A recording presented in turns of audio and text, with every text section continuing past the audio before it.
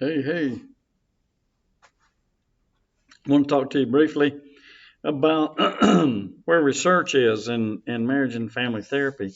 Um, it's kind of comparable to human sexuality research and the lack of involvement by the research and therapy community.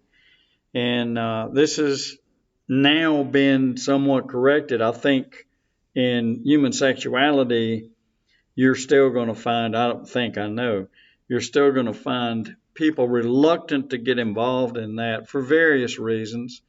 For some, it's not a comfortable topic. We're talking science there, but I'm not banging on their heads with a hammer saying, hey, get with it. What I'm trying to get across is that you didn't necessarily have the same problem in marriage and family therapy. MFT wasn't an embarrassing thing. It was just an unknown because it came together in a weird way, sorta. So human sexuality and having therapists involved in that, still an ongoing problem, still an ongoing process, trying to get more people involved in that sort of thing. Some folk don't like talking to other folk about their sex life, and so on and so forth. Don't have that problem here as much. There are people who don't particularly want to share their marital and family inner workings, but others are crying out, hey, we need some help here.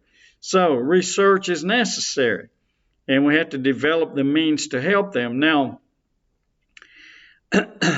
between 1930 and 1974, there was work. Gosh, I'm not sure if started is a good way to put it. Came into being. How's that? Because we had people studying marriage and we had people studying family, but there wasn't a lot of good stuff there. There wasn't really any descriptive. There wasn't. It was descriptive. It wasn't empirical, and I'll get to that in a few minutes. So what happened? It became known that we need something done here because we're not making any progress in helping these folk that are having these problems.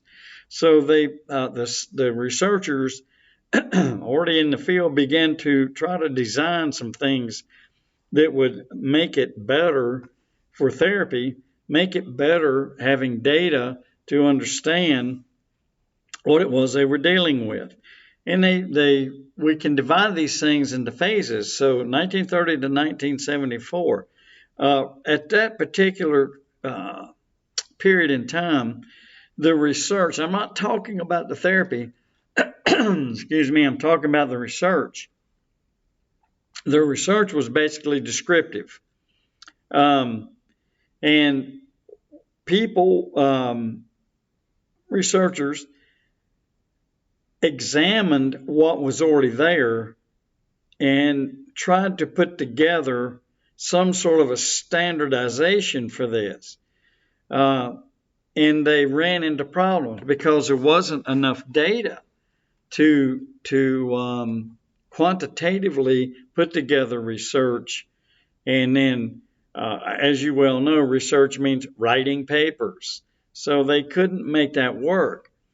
You had the fields were separated: marital therapy research and family therapy research, and they were still running into both run into the same problems: lack of data, mostly descriptive, which is not really helpful in some cases. There were methodological problems. There were weaknesses in how they gathered the data. One of the major weaknesses was self-report. You go ask people. Self-report's a valuable tool if it's done right. So the first 40 years of research didn't include empirical data. You couldn't validate most of anything that was said. The second phase has a funny title, and these were given by the researchers. The second phase is called groundless enthusiasm, 1975 to 1992. What happened here was that MFT became a thing. So we combined marriage therapy and we combined family therapy and brought forth MFT. And it began to be recognized as a valid, united way to attack problems. Because if you stop and think about it, a lot of marital problems are family problems and vice versa. And they drew 4 conclusions about MFT with what was going on in research during that period. And I want to brush over these. Number one, marital and family therapies produced favorable outcomes in only about 2/3 of the cases that it was used to examine and then put together a therapy to attack whatever the problem was. That's number one. Number two, it was learned that by putting these two fields together, it was more beneficial than individual therapy for marital problems. So instead of treating the husband or treating the wife or treating the kids or treating grandma, it's obvious that there was a combination of treatments for the various factors. Also, by combining these things, outcomes were gained in a shorter period of time, 1 to 20 sessions for marital and family therapy. And then finally, number 4, problems that are related to family conflict were addressed with family therapy as a unit rather than individual treatment. So what's the bottom line of this? Putting these things together made it work. Family and marital things all together made this deal work. And that's where we are today. Phase 3, which is where we are now, is called prudence and expansion. And this is 1993. Now, you can't say absolutely, boy, 93, flip the switch. No, these kind of things don't happen overnight. You know enough about research to understand that. So, your grad students, give me a break. So first and foremost, there was limited empirical based stuff, according to the APA, and that affected the standards. So we have to have standards in place to make this stuff work from the standpoint of empirical. So get rid of the guesswork is kind of what's being said here. There's 6 things that were named by the APA that really described the standard that needed to be set, and it was a standard based in empirical. Just in case you don't remember empirical, it means observable. I'm sure you remember. So treatment had to be controlled. Empirically supported treatment, you have to do a random assignment of the treatment, and you have to use an alternative with a placebo group. So that's basic research. Then we had to come up with statistics to support that there was improvement. If you didn't have a placebo or a placebo group, if you want to call it that, whatever you want to call it, if you didn't have an alternative control group, then you had no way of establishing statistics that made any sense. Number 3, the standards say that treatment should be outlined in manuals, and specific research criteria needs to be named and designed when dealing with the clients, and the outcome measures should be in place so that we can determine reliability and validity. 2 of the basics, again, in any research. So what's this telling you so far?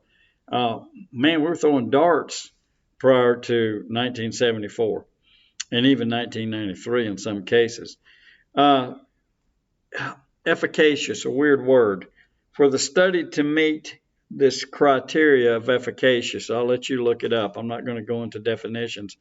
You had to have 2 independent investigations, and you had to use criteria that had previously met standards. So we had to establish the dependability, if you want to call it that.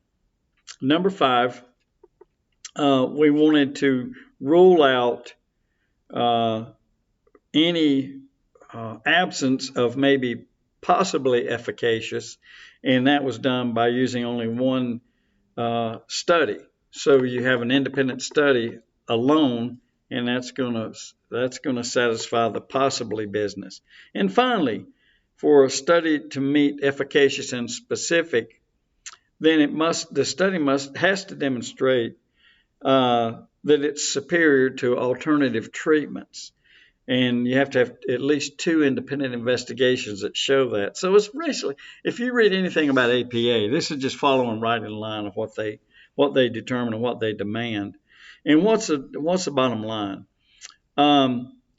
Empirically based investigations are the standard. And you can use that in any kind of research. If I can observe it and control it, then it's way more valid than if you're doing descriptive stuff and self-report. So future research, I'm sure, is going to maybe even establish standards from MFT that can transfer to other disciplines. We'll see. There's a lot going on with this stuff. You'll be the ones that inherit this, and it's going to be a pretty exciting thing. So hang in there. I'll be back with you again this week. We'll move pretty rapidly through this section. All right, see you.